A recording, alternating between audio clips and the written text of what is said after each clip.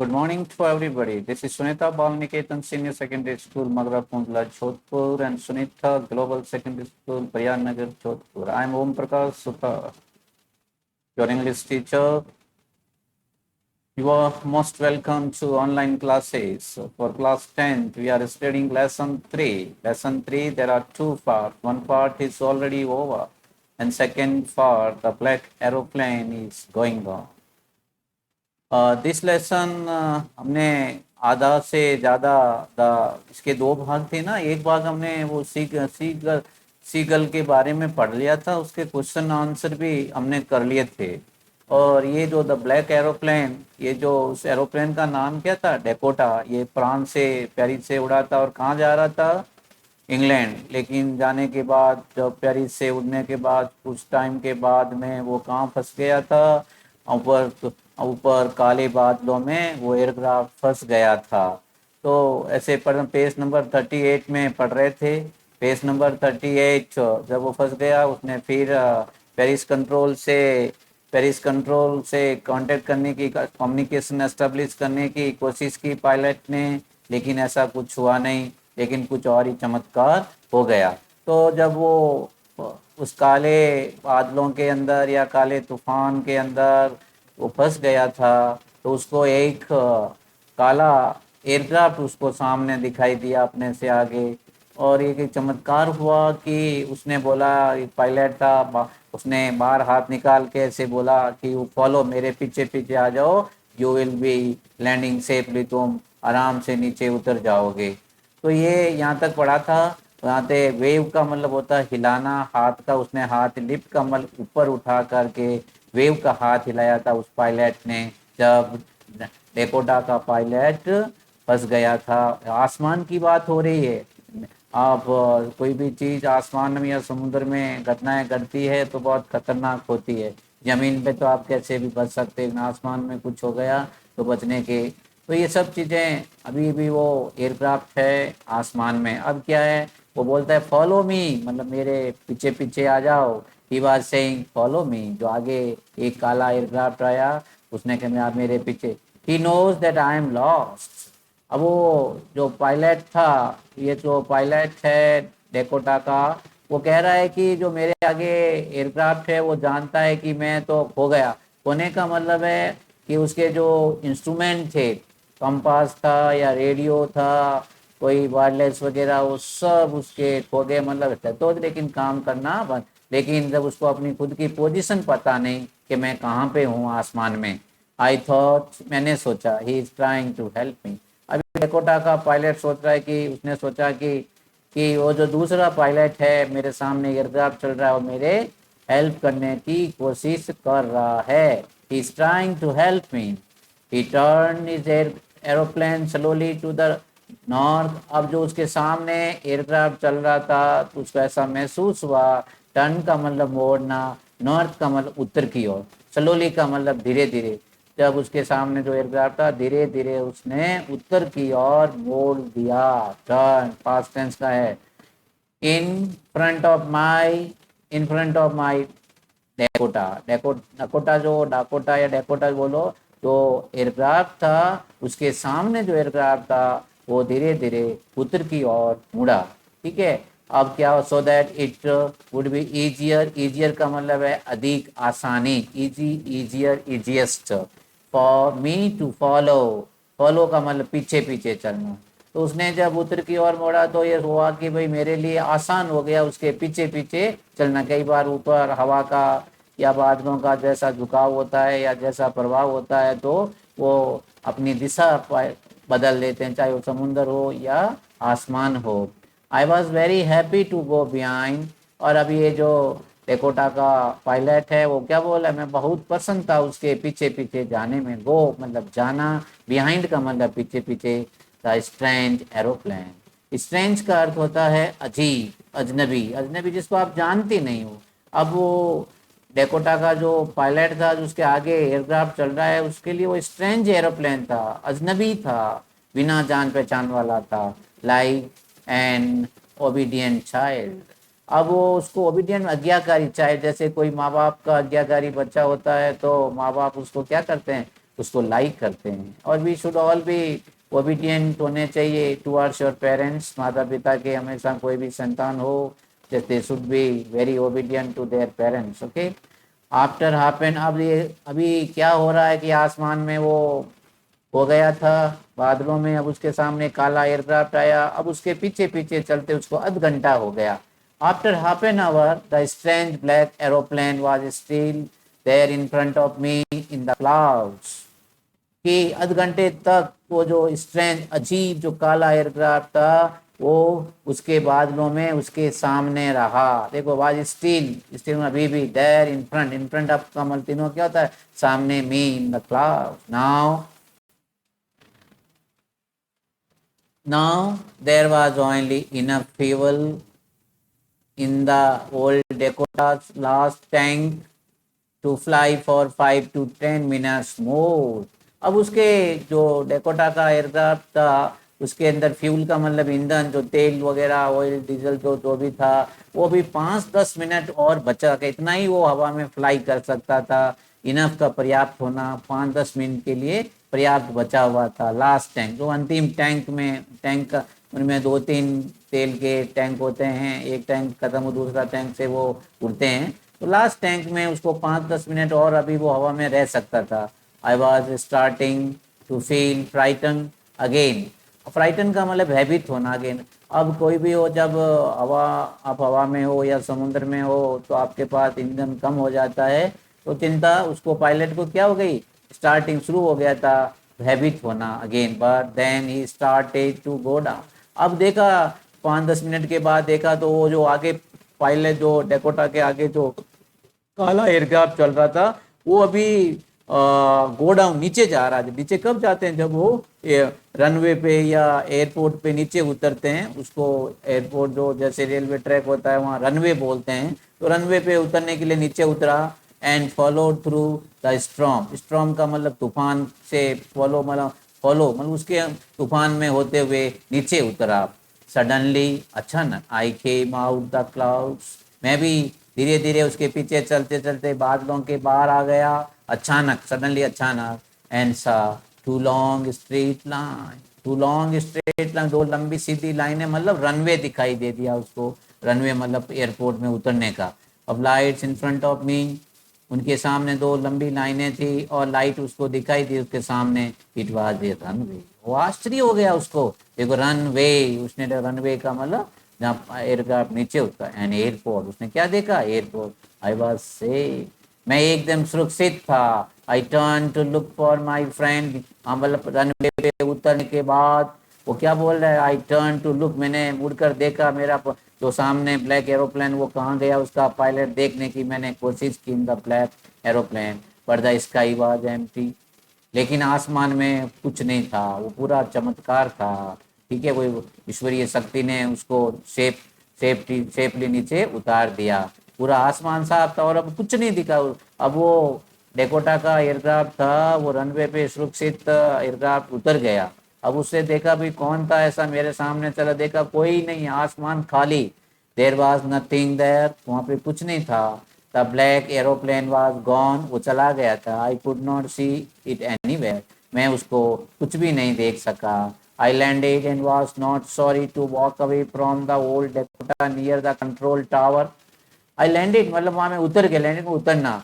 ठीक है, अब मुझे थोड़ा सा दुख हो रहा है कि दूर जाने से दुख हो रहा है कि मैं बहुत मुश्किल से मुझे नीचे उतरा। From the old Dakota near the control, control मतलब जो नियंत्रण करते हैं एयरक्राफ्ट उतरने वालों को, कंट्रोल टावर होता है वहाँ पे। I landed and was not sorry to walk away from the old Dakota near the control tower. I went. अब वो क्या है, अब वहाँ पे कंट्रोल टावर पे वो गया, जो नियंत्रण टावर होता है, और आई वेंट, वहाँ गया मतलब वहाँ पे अपने एयरक्राफ्ट से लैंड होने के बाद उतर करके ये pilot, I went, pilot Dakota का पायलट बोला, आई वेंट में गया। And asked A women, women वहाँ पे कोई एक औरत थी जो कंट्रोल टावर पे थी। वो सब एयरक्राफ्ट को, हवा में जितने एयरक्राफ्ट होते हैं वो कंट्रोल टावर से क्या होते हैं, नियंत्रण होते हैं। Control centre where I was and who the other pilot was, मैंने उसको पूछा भाई मैं हवा में कहाँ था, आसमान में कहाँ था, where I was and who the other pilot, और दूसरा पायलट मेरे आगे चल रहा था, वो कौन था? was I wanted to say thank you, मैं उसको धन्यवाद देना चाहता हूँ। I wanted to say, कहना चाहता हूँ धन्यवाद, कि मैंने कि उसको, उस पायलट ने मेरी नीचे उतरने में, लैंड होने में क्या की थी, मदद कर दी, उसकी वजह से मैं सेफ लैंड हुआ। She looked at me very strangely, अब वो लेडी को बड़ा सरप्राइज हुआ, इसमें अजीब तरह से उसने, जब ऐसा उस पायलट ने, डेकोटा पायलट ने बोला, तो उसको बड़ा स्ट्रेंजली उसके ऊपर देखा, मतलब अजीब तरफ से देखा उस लेडी ने उसके ऊपर। एंड देन ला, वो हंसी। अनदर एरोप्लेन, कि दूसरा एरोप्लेन, वो कैसा भाई, हमने तो नहीं देखा आसमान में, आप ही उड़ रहे थे।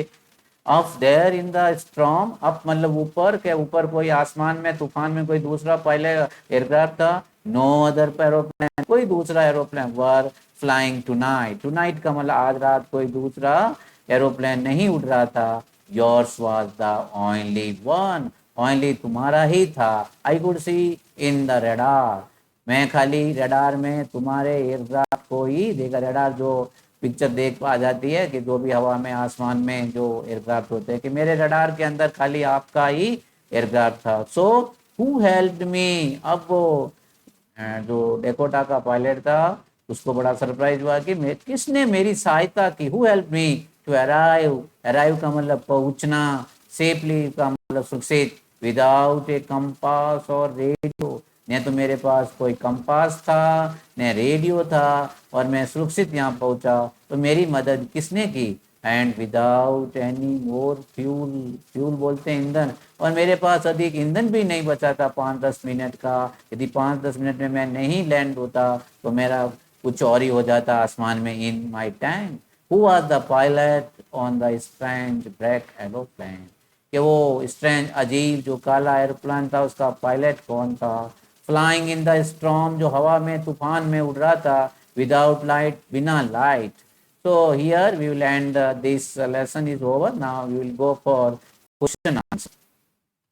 तो इसके क्वेश्चन आपको पता है, ये इस बार कुछ थोड़ा सा हल्का चेंजेस हुआ, वो अगले लेसन से बताएंगे, मैं सिलेबस भी एक्सप्लेन करूंगा।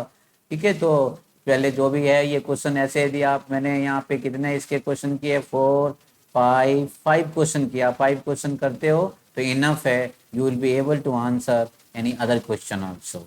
ठीक है, तो 5 क्वेश्चन को हम आप कॉपी में भी करना नोट। ठीक है, तो ब्लैक एरोप्लेन का पहला क्वेश्चन, ये जैसे डबल इन्वर्टेड कोमा के अंदर कोई लाइन आती है, इसका अर्थ होता है कि ये लाइन किताब से उठाई गई। ऐसे कैसे?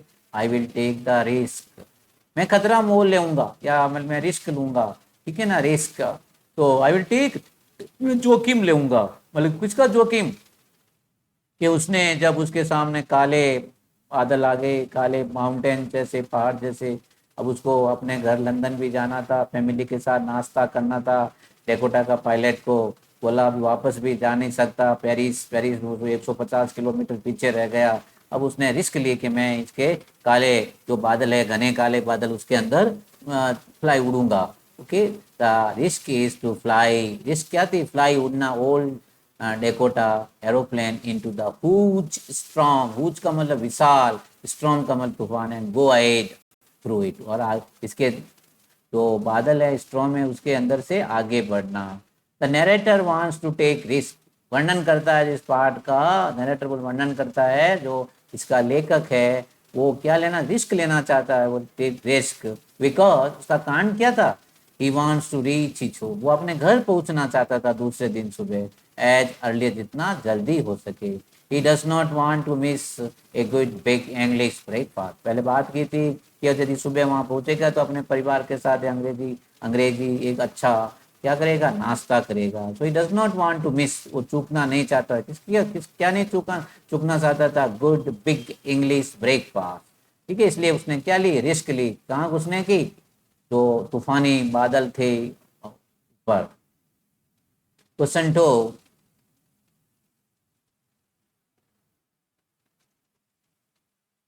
describe the narrator's experience as he flew the aeroplane into the storm. Describe का मतलब वर्णन करो, वर्णनकर्ता का अनुभव का वर्णन करो जब वो तूफान में एयरक्राफ्ट उड़ाया। फ्लाई का सेकंड फॉर्म है फ्लू, उड़ाया, कि उस जब वो एरोप्लेन तूफान के अंदर उड़ा रहा था, उसके रेडियो, उसके कंपास, उसको कुछ दिखाई नहीं दे रहा था। तो उस चीज़ का वर्णन करना है। While going to his home, जब वो अपने घर जा रहा था, ही टुक द रिस्क, उसने रिस्क लिया, जोखिम लिया, और वो एंटर इनटू स्ट्रॉम, इसमें अंदर तूफान, जो समुद्र नीचे जो बादलों का तूफान था, हवा का, उसमें वो प्रवेश कर गया। As he flew into the storm, जैसे ही वो तूफान में, बादलों के तूफान में घुसा, then everything change into black, सब कुछ काला बदल गया, काले में बदल गया, मतलब एकदम काला हो गया आसमान।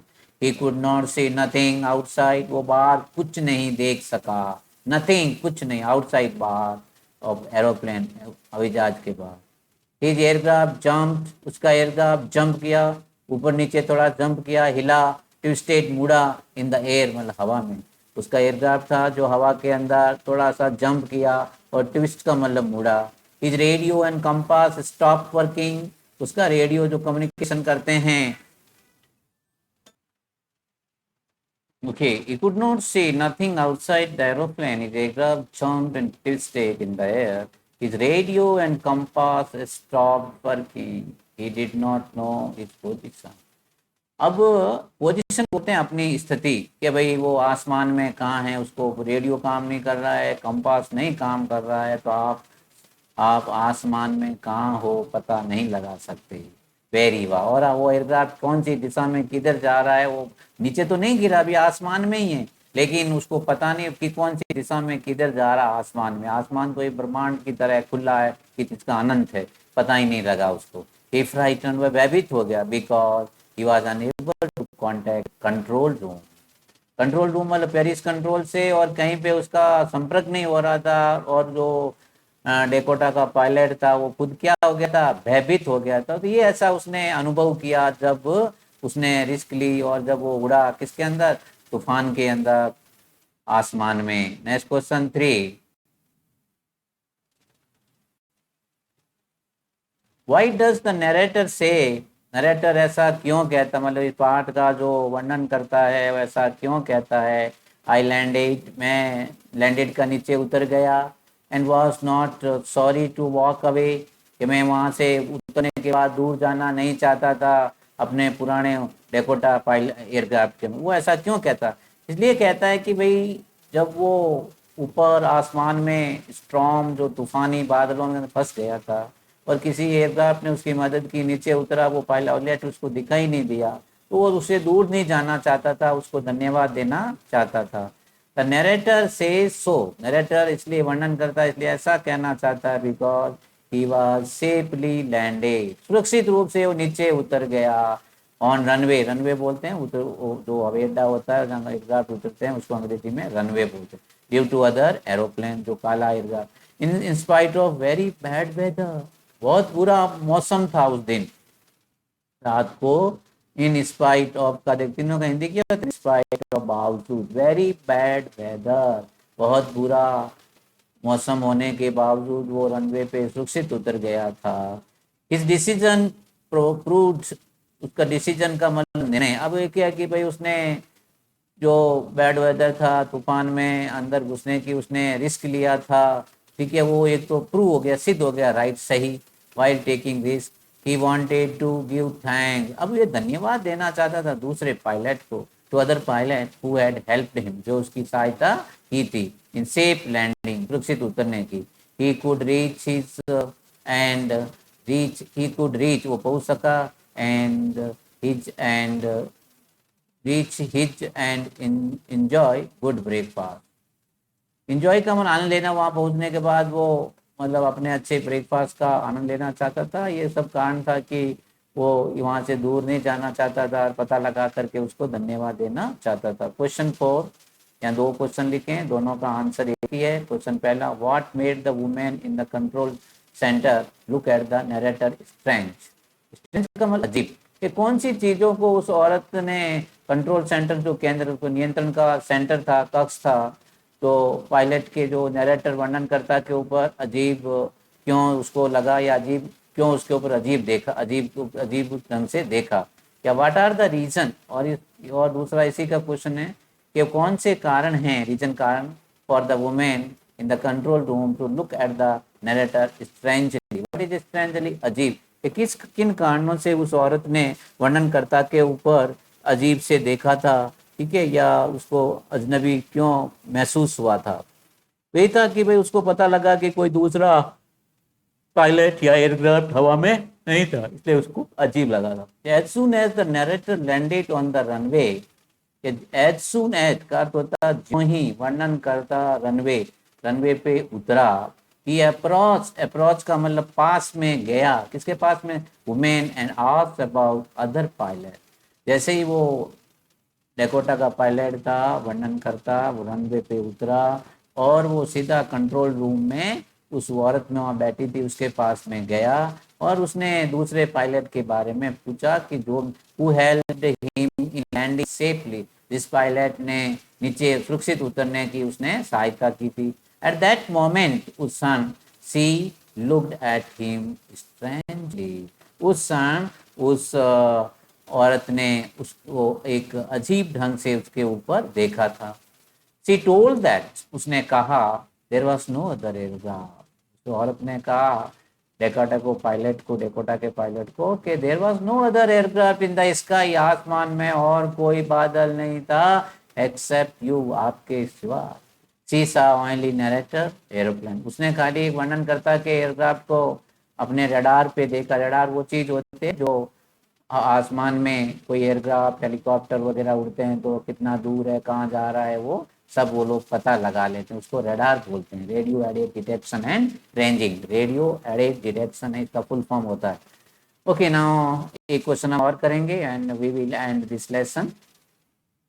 Question 5, what was the narrator's thinking, what was the narrator thinking, कि वर्णन करता क्या सोच रहा था when he was flying his old Dakota over France।